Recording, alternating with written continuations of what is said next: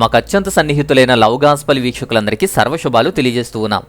యేసుక్రీస్తు వారు సిలువ మీద ఉన్నప్పుడు యేసువారి తల్లిని అక్కడ ఉన్న శిష్యునికి అప్పగిస్తారు. అలాగే యేసుక్రీస్తు తల్లికి ప్రేమించినటువంటి శిష్యుడిని కుమారునిగా అప్పగిస్తారు. ఈ సందర్భాన్నే మనం 7 మాటల్లో, సిలువ మీద పలికిన 7 మాటల్లో ఒక మాటగా, 3వ మాటగా ధ్యానించుకుంటూ ఉంటాం రెగ్యులర్గా. యోహాను సువార్త 19వ అధ్యాయం 26, 27 వాక్యాల ప్రకారం ఈ సందర్భాన్ని మనం బైబిల్లో చదువుతాం. ఈ మాటలో ఉన్న ఒక చిక్కు ప్రశ్న ఇది. అనేకుల సందేహాన్ని బట్టి, రిక్వెస్ట్ని బట్టి ఈ వీడియోని సింపుల్గా అందించేటువంటి ప్రయత్నం చేస్తాను. యేసుక్రీస్తు వారు సిలువపై ఉన్నప్పుడు సహోదరులుండగా యోహానికే ఎందుకు అప్పగించాలి? ఆయనకు తోబుట్టువులుండగా, కుటుంబస్తులుండగా ఎందుకు యేసుక్రీస్తు వారు శిష్యునికి అప్పగించారు? యోహానికి ఎందుకు అప్పగించారు? అసలు దానికి గల కారణాలు ఏంటి అనేది ప్రశ్న.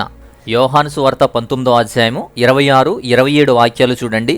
యేసుక్రీస్తు వారు సిలువ మీద ఉన్నప్పుడు తన తల్లిని తాను ప్రేమించిన శిష్యుడు దగ్గరలో నిల్చుండట చూసి, అప్పుడు అమ్మా ఇదిగో నీ కుమారుడు అని తన తల్లితోనూ, శిష్యునితో ఇదిగో నీ తల్లి అని చెప్పారు. అప్పటి నుండి ఆ శిష్యుడు తల్లిని తన ఇంట చేర్చుకున్నాడు అని వాక్యం సెలవిస్తుంది. యేసుక్రీస్తు వారు మరణం తర్వాత తల్లి మరియను జాగ్రత్తగా చూసుకోవాలి అని చెప్పి శిష్యుడైనటువంటి యోహానుకు తల్లిని అప్పగిస్తారు. ఇదంతా మనకు తెలిసిన విషయమే. మనం తరచూ వింటూనే ఉన్నాం, చదువుతూనే ఉన్నాం. ముందుగా మరియ సంగతి చూడండి. ఇక్కడ మరియ పరిస్థితిని మాట్లాడదాం. తన కుమారుడు చనిపోతున్న మరణపు అంచునున్నారు. యేసుక్రీస్తు వారు రక్తధారలు కారుతూ సిలువ మీద వ్రాలాడుతూ మరణానికి సిద్ధంగా ఉన్నారు. అలాంటి వీక్షణాన్ని చూస్తున్నటువంటి కన్న తల్లి యొక్క ప్రేగ ఏ విధంగా ఉంటుంది? అంతేకాదు, ఈమె ఇప్పుడు విధవరాలు, పైగా వృద్ధురాలు, ఒంటరిగా మిగిలిపోతుంది. ఆమెకి ఇతర కుమారులు ఉన్నప్పుడు అది ఏ విధంగా అయినా సరే, బంధువులైనా, తోబుట్టువులైనా, కజిన్స్ అయినా, ఎవరైనా సొంతవారైనప్పటికీ కూడా యేసుక్రీస్తు సహోదరులుగా పిలువబడిన వారు ఉన్నప్పుడు వేరే వ్యక్తికి ఎందుకు అప్పచెప్పాలి? వేరే వ్యక్తిని ఎందుకు చూస్ చేసుకోవాలి అని. అప్పటికి యేసుక్రీస్తు సహోదరులుగా పిలువబడుతున్న వారి కుటుంబస్తులంతా కూడా చనిపోయారా అంటే లేదు. ఎక్కడికైనా వెళ్ళిపోయారా అంటే లేదు. ఆయన సహోదరులు పునరుద్ధానం తర్వాత వరకు కూడా ఆయనకి విశ్వాసులు కాలేదు అని మనం చదువుతాం. ఆ తర్వాత నమ్ముతారు, విశ్వసిస్తారు. సో వారున్నారు. బట్ సిలువ వేసే సమయంలో వారు మాత్రం అక్కడ లేరు. తల్లితో కూడా రాలేదు, తల్లితో కూడా వారు లేరు. వారు ముందు నుండి కూడా యేసుక్రీస్తు వారిని చులకనగానే చూశారు, మతి చలించిందని అన్నారు.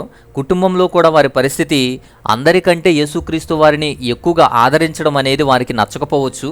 మరియను కూడా అలాగే నిందించి ఉండొచ్చు. యోహాను సువార్త 7వ అధ్యాయం 5వ వాక్యం కూడా మనకు అదే చెబుతుంది. యేసుక్రీస్తు వారితో తల్లి మరియ మాత్రమే పూర్తిగా నమ్మి ఆయనతో ఉండేది.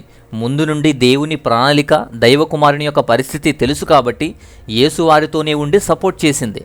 బహుశా తండ్రి లేకపోవడం, యేసుక్రీస్తు వారితో ఎక్కువగా ప్రేమగా ఉండడం, లేదా వేరే కారణాలు ఏదైనా కావచ్చు. బట్ మరియతో వారి ప్రస్తావన మాత్రం ఎక్కువగా కనబడదు. మరియతో వారి యొక్క ప్రస్తావన ఎక్కడా బైబిల్లో మనకు కనబడదు. తల్లిని, యేసును కూడా నిందించేటువంటి వ్యక్తులుగా వాళ్ళు కనబడుతున్నారు. అందుకే దూరంగా ఉండి ఉండొచ్చు. వారు సొంతవారైనా, సొంతవారు కాకపోయినా తల్లితో మాత్రం వారు లేరు. తల్లికి ధైర్యం చెప్పే స్థితిలో వారు లేరు.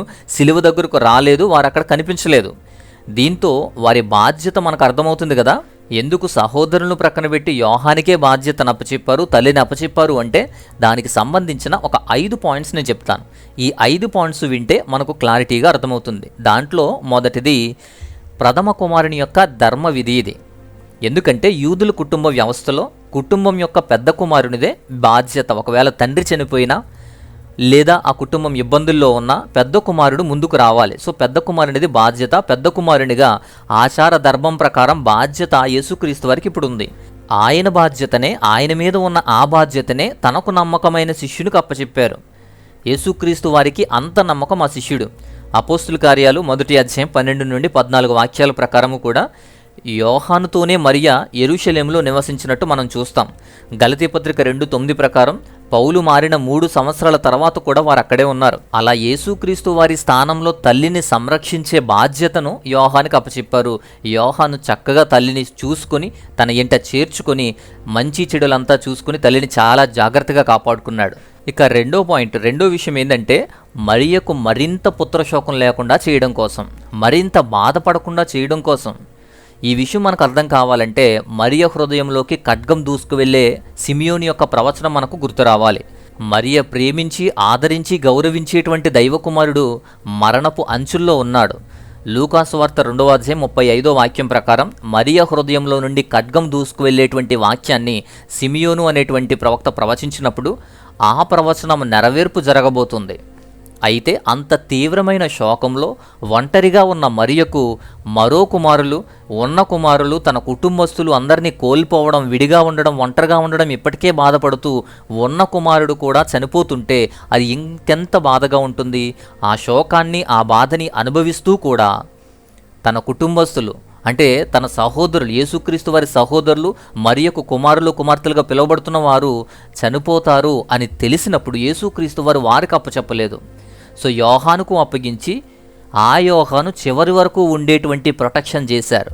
ఇక్కడ అదే ట్విస్ట్. ఎందుకంటే పరిచర్యలోకి వచ్చి వారు మారి విశ్వసించి పరిచర్య చేస్తున్నటువంటి యేసుక్రీస్తు వారి యొక్క సహోదరులు కూడా అపోస్తులతో పాటు హతసాక్షులుగా మరణించారు. సో వారు మరణం కూడా వారితో ఉంటే శోకంలోకి, మరింత తీవ్రమైన శోకంలోకి, మరింత దిగ్భ్రాంతిలోకి వెళ్ళిపోయే పరిస్థితి ఉంది. ఆ శోకంలోకి, మరింత బాధలోకి వెళ్లకుండా ముందుగానే యోహాను చేతకు అప్పగించారు. ఇక మూడవది అప్పచెప్పినటువంటి యోహాను గురించి. నమ్మకమైన మంచి శిష్యుడు యోహాను కాబట్టి యేసువారు యోహానుకు అప్పచెప్పారు. అసలు యోహాను ఎవరు అంటే యేసుక్రీస్తుకు ప్రియమైనటువంటి శిష్యుడు, యేసుక్రీస్తు ఎక్కువగా ఇష్టపడే శిష్యుడు, ప్రేమించే శిష్యుడు అని బైబిల్ చెప్పింది. నమ్మకమైన మంచి శిష్యుడు ఈయన. కొన్ని రెఫరెన్సుల్లో యేసుక్రీస్తు వారికి మేనల్లుడవుతారు అని మనకు వ్రాయబడింది. బట్ ఏదేమైనా అలాంటి విశ్వాసపాత్రుడైనటువంటి యోహానుకు ఇవ్వబడినటువంటి మంచి గౌరవం ఇది. తన సొంత తల్లి యొక్క సంరక్షణని పనిగా అప్పచెప్పి ఒక మంచి గౌరవం చూపించారు. అతని విశ్వసనీయతకు సాక్ష్యం ఇది. యోహాను పరిచర్య చేస్తున్నప్పుడు ఒక స్త్రీ, ఒక మహిళ ఉందని, వృద్ధ మహిళ ఉందని చారిత్రక విషయాల్లో మనం చూస్తాం కదా. ఆ మహిళ మరియనే, తల్లి అయిన మరియనే యోహానుతో పాటు ఉండేది. ఆమె పరిచర్య కూడా ఉంది. యోహాను సువార్త, అలాగే మొదటి యోహాను పత్రిక, 2వ యోహాను పత్రిక, 3వ యోహాను పత్రికలు, ఈ 3 పత్రికలతో పాటు పరలోక దర్శనంతో కూడినటువంటి ప్రకటన గ్రంథాన్ని, ఇవన్నీ కూడా వ్రాసింది ఎవరు? యోహానే. శిష్యులందరూ కూడా చిన్న వయసులో హతసాక్షులుగా మరణిస్తే యోహాను మాత్రమే వృద్ధాప్యం వరకు వచ్చారు అంటే అంతటి ధన్యత, అంతటి బాధ్యత అప్పచెప్పారు. తల్లి సంరక్షణ బాధ్యత ఉంది కాబట్టే వయసులో ఎన్ని ఇబ్బందులు వచ్చినా, ఎన్నిసార్లు యెరూషలేములో కీడు ఎదురైనప్పటికీ, ఎంతోమంది హింసించినప్పటికీ కూడా మరణాన్ని యేసుక్రీస్తు వారు ఇవ్వలేదు. సో యవ్వన ప్రాయంలో లేదా మంచి వయసులో మరణించేందుకు అనుమతించలేదు. యోహాను మీద బాధ్యత ఉంది కాబట్టి యోహాను ఒక్కడే వృద్ధాప్యం వరకు కూడా వచ్చాడు. ప్రకటన గ్రంథ సారాంశం ద్వారా మనకు అందించిన విధానాన్ని బట్టి యేసుక్రీస్తు వారి యోహానికి ఇచ్చినటువంటి బాధ్యతను, ఆయన పొందుకున్న గౌరవాన్ని మనం చూడొచ్చు. ఇక 4వ పాయింట్ చూడండి. సహోదరులు తల్లితో లేరు. యేసుక్రీస్తు వారి సహోదరులు ఎప్పుడూ కూడా తల్లితో కనబడలేదు. తల్లితో అక్కడ లేరు. సిలువ దగ్గర కూడా తల్లిని ఓదార్చలేదు, అక్కడికి రాలేదు. యేసుక్రీస్తు వారి సోదరులు యోహాను సువార్త 7వ అధ్యాయం 5వ వాక్యం ప్రకారం యేసు మీద విశ్వాసం ఉంచలేదు, వ్యతిరేకించేవారు. 4 సహోదరులు ఉన్నారని లేఖనాల ప్రకారం మనకు తెలుస్తుంది. యాకోబు, సిమియోను, యోదా, యోసేపు అనేటువంటి పేర్లు మనం చదువుతాము, చూస్తాము. ఆయన మరణం వరకు కూడా వారు మారలేదు, విశ్వసించలేదు. పునరుద్ధానం జరిగిన తర్వాత వారు అర్థం చేసుకున్నారు. పునరుద్ధానం తర్వాత నుండి వారు విశ్వసించారు, మారారు. యాకోబు కూడా స్టార్టింగ్ సంఘాల్లో, ఈ ఎర్లీ చర్చెస్లో బలంగా వాడబడ్డాడు. సంఘంలో బలంగా ఉన్నాడు, బలమైన శక్తిగా మారిన విషయాన్ని మనం చదువుతాం.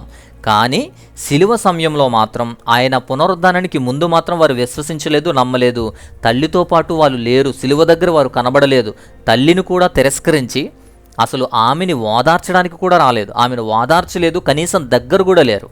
అలాంటి సహోదరులు మారే వరకు కూడా వారికి బాధ్యత అనేది తెలియదు. అలాంటి వారికి తల్లిని అప్పచెప్పడం ఆయనకి ఇష్టం లేదు. పైగా వారు మారి సర్వీస్లోకి వచ్చిన తర్వాత, సంఘంలో వాడబడిన తర్వాత హతసాక్షులుగా మరణించబోతున్నారు కాబట్టి మళ్ళీ పుత్రశోకాన్ని, మళ్ళీ ఒంటరితనాన్ని మిగిల్చేటువంటి పరిస్థితులు రాకూడదు అని చెప్పి సహోదరులను కాకుండా యోహానును చూజ్ చేసుకున్నారు. ఇప్పుడు వీటన్నిటికన్నా ప్రాముఖ్యమైనది, చాలా ముఖ్యమైనటువంటి ఒక విషయం ఏంటంటే ఇది స్పిరిచువల్ ఒక సింబాలిజం, స్పిరిచువల్ సింబాలిజమే. ఎందుకంటే ఆత్మీయ కుటుంబానికి ఒక మాదిరి చూపించారు, ఆత్మీయ కుటుంబ లక్షణాన్ని చూపించారు. యేసుక్రీస్తు వారు యోహానుకు అప్పగించడం అంటే యోహాను ఒక్కడనే కాదు, అపోస్తులందరికీ కూడా, దేవుని సంఘం విస్తరించేటువంటి పనిలో ఉన్నటువంటి అందరికీ ఆమె గౌరవమైనటువంటి స్త్రీ. విశ్వాస సమాజానికే తల్లిని అప్పగించినట్లయింది. అంటే రక్త సంబంధాలకు, ఇహలోక భౌతిక జీవితాల నుండి ఆత్మీయ జీవితంలోకి ఒక కుటుంబంలా ఉండాలి అని ఆత్మీయతలో మాదిరిగా మరియను ఆత్మీయతకు అప్పగించారు. ఇప్పటి వరకు దైవకుమారుని సంరక్షణలో ఉన్నటువంటి తల్లి ఇప్పుడు ఆ దైవకుమారుడు నిర్మించినటువంటి దేవుని సంఘంలో పరిశుద్ధాత్మ శక్తితో దేవుని ఆత్మీయ సంఘంలో ఆ కుమారుని చూసుకుంటూ అదే ఆత్మీయ సంఘంలో అప్పగించబడింది. అక్కడ వారు గౌరవంగా యేసుక్రీస్తు వారి యొక్క తల్లిని చూస్తున్నారు. అపోస్తులందరికీ క్రైస్తవులందరికీ గౌరవంగా తల్లిగా మారింది, సంరక్షణ చూసుకుంది. వారి పనిపాట్లు సువార్తల్లో కూడా ఆమెకు తగిన సహాయాన్ని చేసేది. యేసుక్రీస్తు వారు అంటే ఒక మార్గం, యేసుక్రీస్తు వారు అంటే దేవుని రాజ్యం. ఆ యేసుక్రీస్తు వారి తల్లిగా ఉన్న మరియా ఆ దేవుని రాజ్యాన్ని విస్తరిస్తున్నటువంటి సేవ చేస్తున్నటువంటి అపోస్తులందరికీ కూడా తల్లిగా మారింది. ఒక ఆత్మీయ కుటుంబాన్ని, ఒక కొత్త కుటుంబాన్ని యేసుక్రీస్తు వారు ఏర్పాటు చేసిన విధానం మాత్రం చాలా అద్భుతంగా ఉంది అని మనం చెప్పొచ్చు. సరే, ఇదంతా కూడా ప్రక్కన పెడితే మరియకు ఎంత అవకాశం ఏంటి, అంత ధన్యత ఎందుకు? మిగతా వారిలాగా ఆమె కూడా మనిషే కదా అనుకోవచ్చు.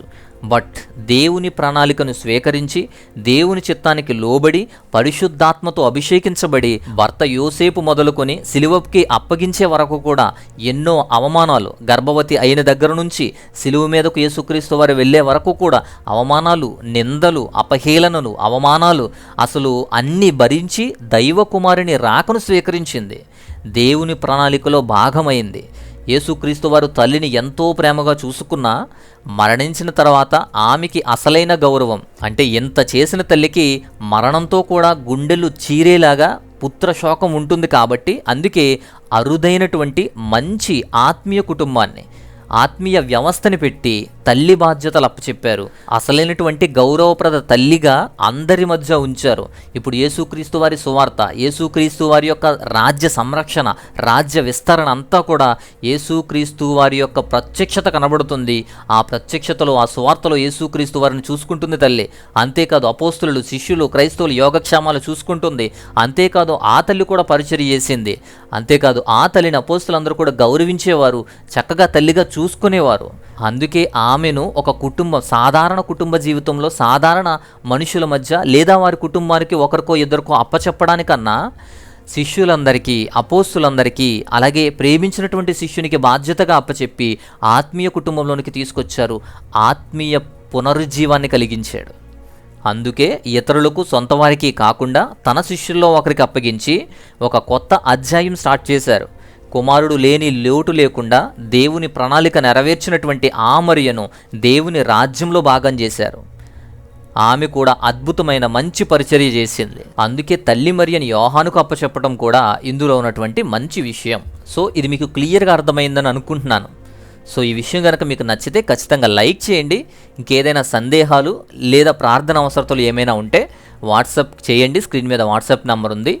అలాగే మా వ్యయ ప్రయాసలకు, మా పరిచర్యలకు సహాయ సహకారాలు అందించాలంటే మీ విలువైన కానుకలను పంపించండి. స్క్రీన్ మీద డీటెయిల్స్ ఉన్నాయి. సో ఈ విషయం మీకు క్లియర్గా అర్థమైంది కదా. మరొక అద్భుతమైనటువంటి మంచి అంశంతో మరొక వీడియో ద్వారా నేను మరలా వస్తాను. అంతవరకు ఆ దేవాది దేవుని మహా ఉన్నతమైన కృపా కాపుదల మీ అందరికీ తోడయుండి బలపరచును గాక. ఆమెన్.